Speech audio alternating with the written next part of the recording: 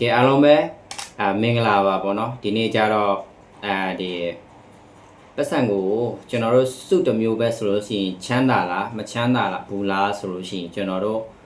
ကျွန်တော်ဒီနေ့ပေါ့နော်ပုံလိုပါစာလေးတစ်ပုံနဲ့ကျွန်တော်ပြန်လည်ပြီးတော့မှပြောပြချင်ပါတယ်ပေါ့နော်ပို့ပြီးတော့မှနားလည်ရလွယ်အောင်တကယ်လို့ဒီအကြောင်းအရာကိုရှင်းပြမယ်ဆိုလို့ရှိရင်အင်မတန်မှလည်းနှက်နေတယ်ပြီးတော့မှအကြောင်းအရာလည်းပိုရှည်သွားမှာမို့လို့ကျွန်တော်ကဒီပုံလိုပါစာလေးပေါ့နော်ဒီဘယ်လိုပြောမလဲခြုံပြီးတော့မှကျွန်တော်ရှင်းပြပေးမှာဖြစ်ပါတယ်ပေါ့နော်ကဲအဲ့ဒါဆိုရှင်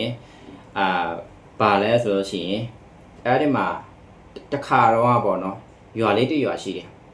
အဲ့ဒီရွာမှာအဖိုးဖွားကနှစ်ယောက်ကနေထိုင်ကြတာပေါ့နော်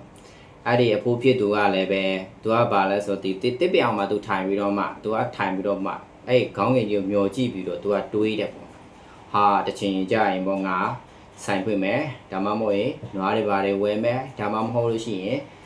သူ့ရဲ့ဖြစ်ချင်တဲ့အိမ်မက်ကိုပေါ့နော်သူအကောင့်ထဲပေါ်မယ်ပြီးသူချမ်းသာတဲ့လူတယောက်ဖြစ်လာမယ်ဆိုပြီးတော့မှသူ့ရဲ့အတွေးပေါင်းထဲမှာကိုသူကချမ်းသာနေတာတကယ်ကြတော့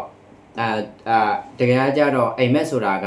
သူတို့ရဲ့ဆာလောင်မိုးသိမ့်မှုတွေကိုဖြစ်စေပေးလို့မနိုင်ဘူးပေါ့နော်အဲ့ဒါနဲ့ဇနီးဖြစ်သူကသူ့ယောက်ျားကိုပြောတော့ပေါ့နော်ကျမတို့တွေက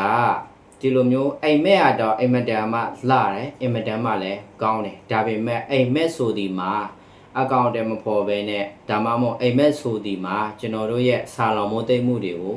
ဖြစ်ဆိုပေးလို့ရနိုင်တာလည်းမဟုတ်ဘူးပေါ့နော်အဲ့ဒါဆိုရှင်ကျမတို့မှာတဲ့ပတ်စံလည်းလိုအပ်တယ်ပြီးတော့အလုပ်လည်းလိုအပ်တယ်ဆိုပြီးတော့မှအဖွားဖြစ်သူကသူ့ရဲ့ခင်မိုးကိုပြောပြတယ်တနေ့အဲ့တညမှာခါကြတော့တဲ့အဖိုးဖွားရှိရမီးပေါ့နော်မီးကအလဲလာတယ်မီးကအလဲလာတဲ့ခါကျတော့မီးကပေါ့နော်သူအဖိုးဖွားရှိတဲ့အိမ်ရောက်တဲ့ခါကျတော့ဘယ်လိုပြောရမလဲဘိုက်စာတာပေါ့ဗျာဘိုက်စာကလေးဆိုဒီမှာတော့ဘိုက်စာတဲ့ခါကျတော့အဖိုးဖွားတို့ပြောတာပေါ့အဖိုးဖွားပေါ့နော်စားစရာလေးများရှိလာပေါ့အဖွားဖြစ်သူကလည်းပဲအမအိမ်နောက်ဖေးရဲ့ကြက်ခိုးထဲမှာဘာတွေများရှိမလဲဆိုတော့မှသွားပြီးတော့မှကြည့်တာတကယ်ကြတော့သူတို့မှစားစရာဆိုတာဘာမှမရှိတော့ဘူးပေါ့နော်မရှိတော့တဲ့ခါကျတော့အဖိုးဖြစ်သူကသူ့ညီလေးကိုကြည့်ပြီးတော့မှတနာစိတ်တွေဖြစ်တာပေါ့နော်ပြီးလို့ရှိရင်လည်းရင်ထဲမှာလည်းတဆွဆွဖြစ်ရတာပေါ့နာကျင်မှုတွေလည်းဖြစ်ရတာပြီးတော့သူ့ညီလေးကိုကြည့်ပြီးတော့သူကမြန်မျက်ရည်မဆယ်နိုင်တဲ့အထိမျက်ရည်တွေလည်းကျခဲ့ရတာပေါ့နော်အဲ့ညမှာလည်းပဲသူကအဲ့ရဝင်တယ်တိုးတော်လည်းပဲသူအဲ့လိုမပြောသူ့ရဲ့အတွေးပေါင်းများစွာတဲ့ပဲပေါ့နော်သူအဲ့လိုမပြောရှာအောင်အဲ့ဒါနဲ့သူ့ရဲ့စိတ်ထဲမှာသူဘာလုပ်လဲဆိုသူတခုခုလုံးမရတော့မယ်ဆိုပြီးတော့မှအဲ့ဒါနောက်နေ့မနေ့ကျတော့သူကဘယ်လိုပြောရမလဲသူတခါမှမလုပ်ဘူးခဲ့တဲ့အလုပ်တွေပေါ့နော်သူကတွားပြီးတော့မှလုပ်တယ်ဥမာလေသမားအလုပ်ပေါ့ကွာအလုပ်ကျန်းတယ်အလုပ်ကျန်းတဲ့အခါကျတော့မှာလက်တွေပါတယ်ဖူးရောင်တာတို့ဒဏ်ရာတွေပါရတာတော့ပေါ့နော်အပူတွေပါတယ်ခံရတာဖြစ်တယ်ပေါ့နော်အဲ့ဒီညမှာသူကပြန်လာပြီးတော့ထမင်းဝိုင်းထဲမှာသူကပြောပြမြို့ဖြစ်သူကသူ့ကိုမြင်ဟာတဲ့ဒီနေ့အဖိုးကတဲ့ပတ်စံတွေဘယ်ရလာလဲဆိုပြီးတော့မှအဲ့ဒါနဲ့သူရလာတဲ့ငွေနည်းနည်းလေးကိုသူကပြတာပေါ့နော်ဒါပေမဲ့ငွေကဘယ်လိုရလာတဲ့ငွေပြီးလို့ရှိရင်ထွက်သွားတာပဲတဲ့ရတဲ့ငွေကလည်းထွက်သွားတဲ့ခါကျတော့အဆင်မပြေဘူးရဲ့ပေါ့နော်အဲ့ဒါနဲ့တနေ့တော့သူကရွာထဲမှာလဲပရင်းနဲ့ကုန်းလုံးဆိုင်တဆိုင်ကိုသူကသွားပြီးတော့မှတွေ့တယ်အဲ့ဒါမှလူစုလူဝေးလေးတွေကလည်းရှိတာပေါ့နော်ဘာဖြစ်လဲဆိုတော့လူစုလူဝေးတွေဟာတဲ့ပတ်စံဆိုတာကဘယ်လိုပြောရမလဲပတ်စံစုချင်းရဲ့လိုအပ်ချက်ပေါ့နော်ကျွန်တော်တို့ကပတ်စံတွေကိုစုထားရမှာပေါ့နော်ဒီလိုတူနေနဲ့သူကအဲ့ဖိုးဖြစ်သူကဟာပတ်စံစုမယ်ဆိုလို့ရှိရင်သူတို့အနာကလာမယ်ဆိုပြီးတော့မှထင်ထားတာနောက်နေ့ကစပြီးတော့ဖိုးဖြစ်သူကဘာနော်စုဘူးပဲထားလိုက်ပါတကယ်ကြတော့အဲ့ဒါကြီးကပေါ့နော်ဒီဖန်ပလင်းပေါ့ဖန်ပလင်းကိုသူကအဖုံးလေးနဲ့ရှိတယ်အဲ့ဒါမှအကျွေစီလေးတွေသူကနှင်းစင်နဲ့အများသူကစုတာပေါ့စုလာခါကြတော့ရက်တွေနှစ်တွေလတွေကြာလာသူစုထားတဲ့ဘူးလေးတွေကပြစ်သွားတာပေါ့နော်ပြစ်သွားတဲ့ခါကျတော့သူသွားပြီးတော့မှအဲ့ဒီသူစုဘူးနဲ့အတူတူသွားပြီးတော့ဗာလဲကုန်းစုံဆိုင်တစ်ဆိုင်မှာသူသွားပြီးတော့မှလဲဘာနဲ့တော့လဲဆိုလို့ရှိရင်ဘယ်လိုပြောရမလဲပြောင်းမုတ်ပေါ့နော်ပြောင်းဘူးအိတ်တင်နေပေါ့နော်သူကသွားလဲတယ်သွားလဲတဲ့ခါကျတော့ Let me tell you his story. သွားလဲတဲ့ခါကျတော့ဘယ်လိုပြောပထမဆုံးအဲ့ဒီပတ်စံနဲ့ဆိုလို့ရှိရင်ဒီပြောင်းအိတ်ကို3အိတ်လောက်သူကလဲလို့ရမယ်လို့သူကထင်ထားတာအဲ့ဒါနဲ့ကုန်းစုံဆိုင်ရဲ့တခင်ကပေါ့နော်ဆိုင်ရှင်ကစိတ်လိုက်တဲ့အခါကျတော့ဟာတဲ့3ထုပ်ယူတော့လည်းမရတော့ဘူးပေါ့နော်ဘာဖြစ်လို့လဲတထုပ်နဲ့တစ်ဝက်ပဲရတော့မယ်ဆိုပြီးတော့မှ ဆိုင်ရှင်ကသူ့ကိုပြန်ပြီးတော့မှပြောတာဟာအဲ့ဒါနဲ့အဖိုးဖြစ်သူကအင်မတန်မှ short ဖြစ်သွားတာဘယ်လိုဖြစ်တာလဲပေါ့နော်သူပတ်စံညာအများကြီးပဲသူစုလာတာဒါပေမဲ့လဲတဲ့အခါကျတော့ပတ်စံကထင်တယ်လို့လည်းပဲဟိုတာမဖြစ်တော့ဘူးပေါ့နော်အဲ့ဒါသူစိတ်မကောင်းစွာနဲ့ပဲသူကပြန်ပြီးတော့လာဘာဖြစ်လို့အကြောင်းရင်းဖြစ်ရတဲ့အကြောင်းရင်းကဘာဖြစ်လဲဆိုတော့ငွေကြေးဖောင်းပွားမှုပေါ့နော်တခါတော့ဒီပတ်စံကတန်ဖိုးရှိတယ်အခုချိန်မှာဆိုပတ်စံရဲ့ငွေကြေးဖောင်းပွားမှုတွေကြောင့်ဟိုဘယ်လိုပြောမလဲပတ်စံဈေးမရှိတော့တန်မိုးတွေကကျဆင်းတဲ့သဘောကိုဆိုလိုတာပေါ့နော်အဲ့ဒါအဖိုးဖြစ်သူကပြန်လာပြီးတော့မှအိမ်ရှိမှထိုင်နေတာပေါ့နော်ထိုင်နေတဲ့အခါကျတော့သူ့ရဲ့အတွေးပေါင်းများစွာသူထိုင်နေတဲ့အဲ့ဒါနဲ့ဒီဘယ်လိုပြောမလဲအဖိုးဖြစ်သူကပေါ့နော်အဲ့ဒီအိမ်ရှိမှထိုင်နေတဲ့အခိုက်အတန့်မှာပေါ့နော်အဲ့ဒီအိမ်နေနာချင်းတွေကဘယ်လိုပြောမလဲဒီဥစ္စာပေါ့နော်နို့တွေပါတယ်ဆွဲလာတာတွေ့တယ်ကျုပ်တွေပါဆွဲလာတွေ့တယ်ပေါ့နော်သူတို့မျက်နှာကိုကြည့်ရတာလဲပျော်ရွှင်မှုတွေလည်းရှိတယ်သူတို့မှလည်းဘယ်လိုပြောမလဲစိုးရင်ပူပန်စရာလည်းမတွေ့ဘူးပေါ့နော်အဲ့ဒါနဲ့အဖိုးဖြစ်သူကဟိုဥစား idea တစ်ခုရပါတယ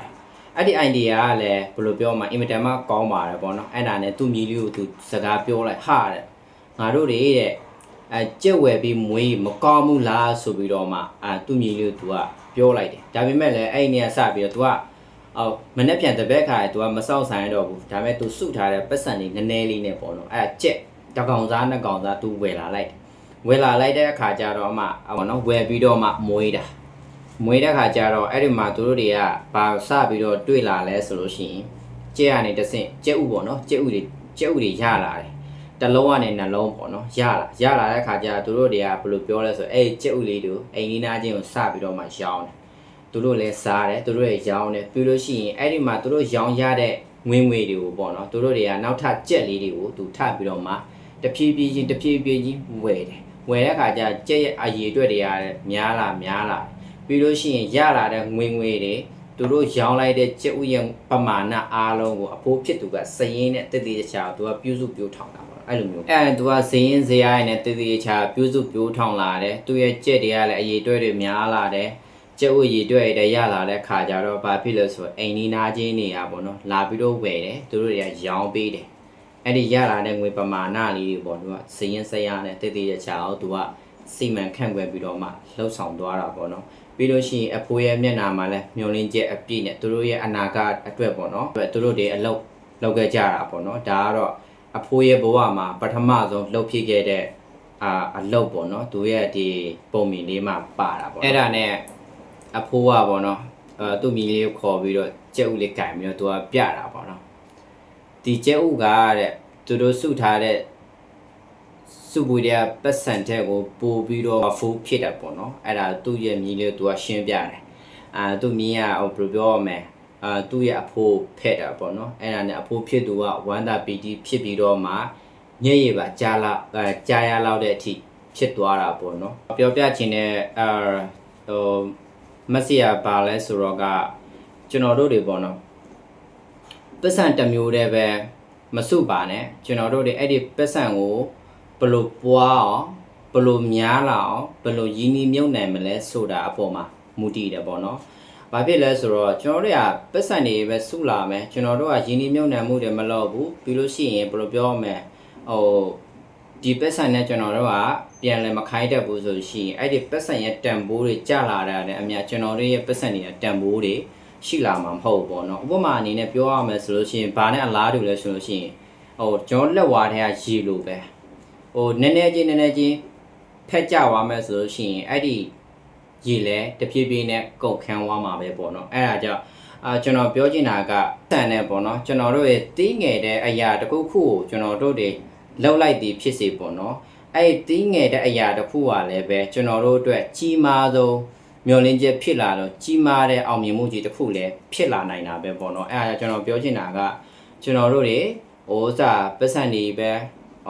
မစုပါနဲ့ကျွန်တော်တို့အဲ့ဒီပတ်စံကို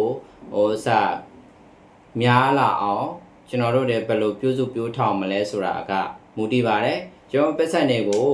ငွေတွေကိုပေါ့နော်ကျွန်တော်နီးမှန်လမ်းမှန်နဲ့အသုံးပြုမယ်ကျွန်တော်တို့တွေရင်းနှီးမြုပ်နှံမယ်ဆိုလို့ရှိရင်တစ်ချိန်မှာကျွန်တော်တို့ရဲ့လိုချင်တဲ့ဘန်းနိုင်ကတော့ရောက်ရှိမှာမလွဲမသွေဖြစ်ပါတယ်ပေါ့နော်အဲ့ဒါကြောင့်အခုလက်ရှိနားထောင်နေတဲ့လူတွေကိုပေါ့နော်ကျွန်တော်အဲ့ဒီ ဟိုပုံမြင်လေးနဲ့ပဲအကြံပြုချင်ပါတယ်ပေါ့နော်ဟုတ်ကဲ့အကြံပြုချင်ပါတယ်ပေါ့နော်ဘာဖြစ်လဲဆိုတော့ဒီပုံမြင်ရဲ့အစနဲ့အဆုံးပြောမယ်ဆိုလို့ရှိရင်အင်မတန်မှရှည်လျားသွားမှာပေါ့နော်အဲ့ဒါကြောင့်ကျွန်တော်ပုံတူပတ်စာလေးပေါ့နော်ခြုံပြီးတော့ကျွန်တော်ပြောပြခြင်းဖြစ်ပါတယ်ကျွန်တော်ရဲ့ပုံမြင်လေးတွေကိုလည်းကျွန်တော်ပြောပြသွားတာနားလည်သဘောပေါက်မယ်လဲကျွန်တော်မျှော်လင့်ပါတယ်ကဲဒီနေ့တော့ဒီလောက်ပါပဲအားလုံးကျေးဇူးအများကြီးတင်ပါတယ်ခင်ဗျ